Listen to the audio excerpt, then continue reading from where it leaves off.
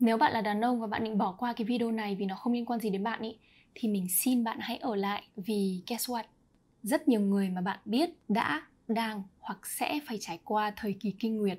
Từ người đẻ ra bạn cho đến chị gái, em gái, cháu gái, con gái, thậm chí con chó cái của bạn cũng sẽ đến kỳ. Nên là mình nghĩ bạn có thể dành 5 phút thời gian của mình để có thể xem video này đến cuối, vì điều đó sẽ giúp cho cả bạn và giúp cho cả xã hội nói chung.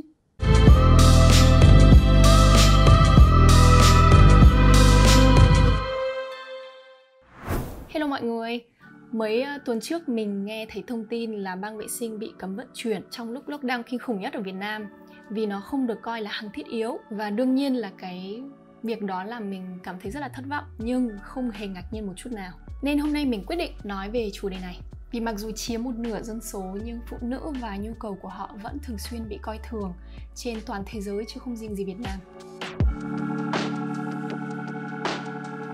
Nhận định chung về hàng thiết yếu là nó phải càng rẻ càng tốt để có thể tiếp cận với những người ở tầng lớp nghèo. Ví dụ ở Mỹ, thực phẩm là hàng được miễn thuế ở đa số các bang, hoặc nếu có thuế thì cũng khá là thấp. Nhưng băng vệ sinh được coi là hàng dược phẩm và sẽ có thuế trong tận 30 bang ở Mỹ. Trong khi một số dược phẩm cho nam giới như là thuốc mọc tóc và Viagra lại được miễn thuế. Nói chung là ở nhiều quốc gia, sản phẩm kinh nguyệt bị đánh thuế chả khác gì mặt hàng xa xỉ.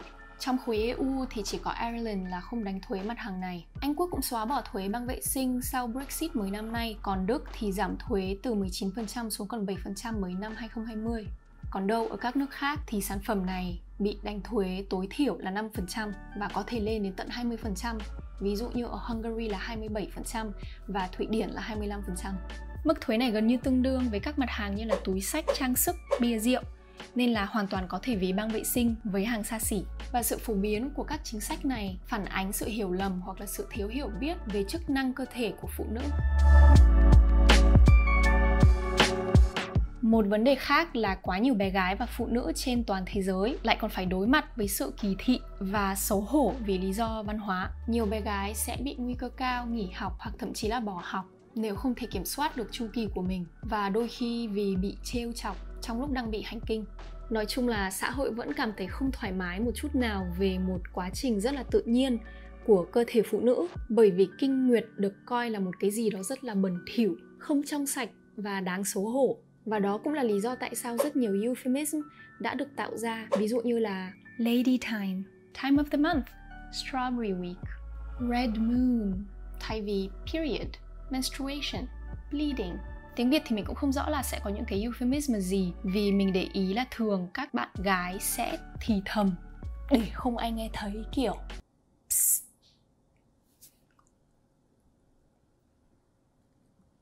Bản thân mình cũng đã từng trải qua cái cảm giác xấu hổ đó khi ở trường mình bị hành kinh và mình sẽ phải vác cả cái ba lô siêu nặng vào toilet để tránh mọi người nhìn thấy mình cầm một miếng băng vệ sinh. Hoặc khi mình ở trong một nhà vệ sinh mix mà có đàn ông thì mình sẽ cảm thấy rất là áy náy với cái tiếng ồn siêu to của việc thay một cái băng vệ sinh.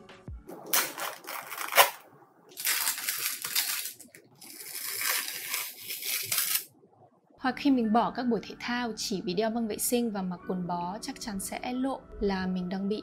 Nhưng khi mình nhận ra rằng không việc gì mình cần phải xấu hổ vì đó là một quá trình hoàn toàn tự nhiên của cơ thể phụ nữ, thì mình đã ngừng che giấu điều đó để xóa bỏ kỳ thị về hành kinh và để cho những phụ nữ khác thấy rằng mình hoàn toàn có thể và nên nói về việc đó một cách cởi mở.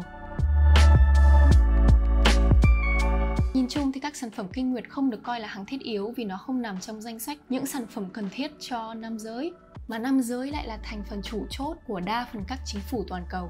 Các quốc hội khắp thế giới có rất là ít thành viên cao cấp là nữ, và vì thế những vấn đề chỉ phải nữ mới biết sẽ ít được các ban lãnh đạo quan tâm đến. Mình nghĩ là chúng ta nên chống lại những luật phân biệt đối xử này và bắt nguồn từ quan niệm thiếu hiểu biết về cơ thể của phụ nữ. Việc hỗ trợ tất cả những người mà có kinh nguyệt là một phần của cuộc chiến đấu của nữ quyền, tức là bình đẳng giới ấy. Và để giúp xã hội thay đổi và trở nên hòa nhập hơn. Và chúng ta chỉ có thể thay đổi cái trạng thái này khi có thể thoải mái, công khai bàn luận về việc kinh nguyệt. Chúng ta cần bình thường hóa cái quy trình tự nhiên này bằng cách nói về nó nhiều hơn, để thế giới có thể làm quen với nó và hiểu nó hơn. Để bảo đảm tiếng nói của phụ nữ ở nhiều cấp độ khác nhau, thì phụ nữ có thể bắt đầu dạy bạn trai, chồng, con, bạn bè về chủ đề này để giúp phái nam hiểu thêm về kinh nguyệt. Vì mình không muốn video này quá dài nên là thay vì nói về những cái facts về kinh nguyệt và cái trải nghiệm cá nhân của mình thì mình sẽ đăng cái đó trên Instagram, các bạn có thể follow. Đồng thời mình cũng khuyến khích các bạn nữ chia sẻ kinh nghiệm của bản thân để truyền bá nhận thức. Còn nếu bạn vẫn chưa cảm thấy thoải mái thì bạn vẫn có thể share cái video này để truyền cảm hứng cho những bạn nữ khác, để chúng ta cùng nhau xóa bỏ cái taboo kỳ thị về chủ đề này. Hẹn gặp lại các bạn ở video tiếp theo.